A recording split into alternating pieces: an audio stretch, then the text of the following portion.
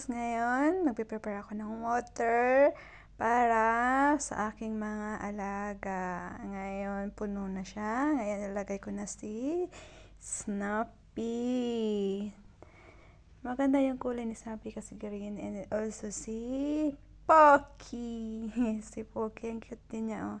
Parang patay na ba na hindi siya gumagalaw. Oh, yun, palutang-lutang. Ang cute niya.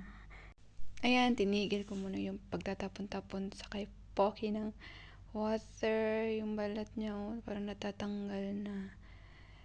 Kaya nangyari dyan.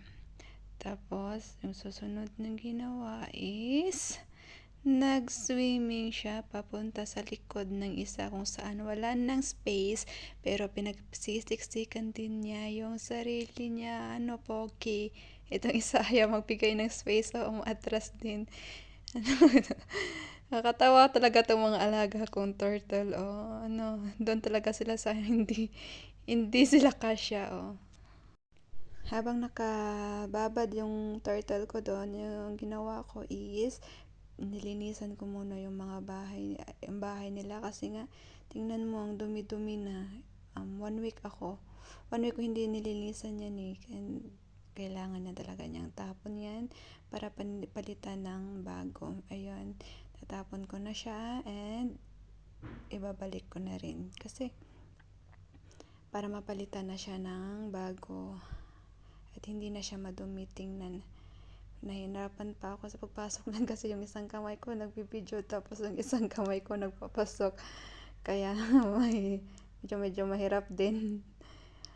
Then napasok ko na rin siya, guys, and yun, ayusin na lang natin siya para maganda siyang tingnan. Ayun, medyo okay na siya. Binuhat ko para yung mga dumi din dun sa baba matanggal. Ngayon, next kong gagawin is ipiprepare ko na yung clothespan. Clothespan naman tawag dyan, yung wood chips niya, yung parang bahay ng mga turtle. Yun yung nilalagay ko sa bahay nila para maganda tingnan.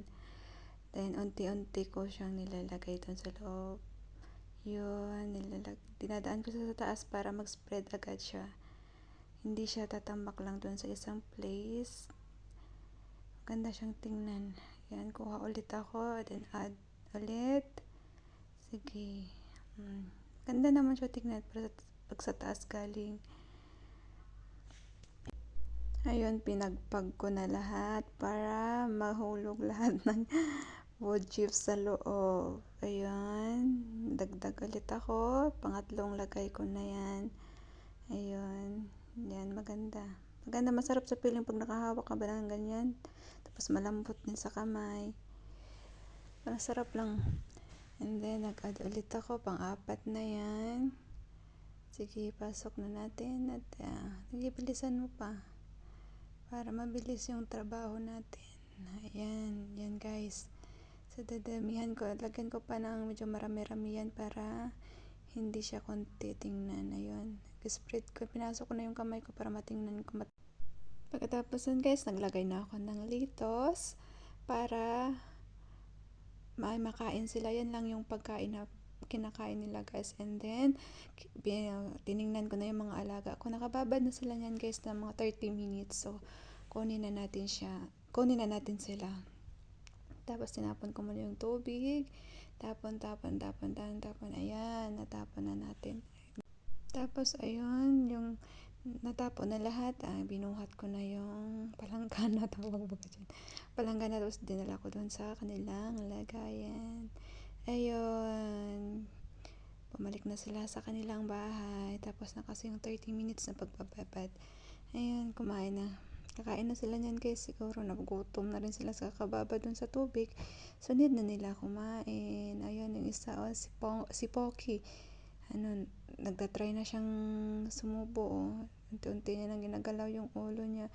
Ito naman ata si Snappy, busog pa, kaya hindi na muna siya kumain. Pero si Pocky, pakiramdam ko, gutom na siya, oh. Kasi, ayun, magawa siya ng paraan. Gumawa ka ng paraan, Pocky, para mabuhay ka. Si Pocky na yan, guys, gutom na yan, alam ko.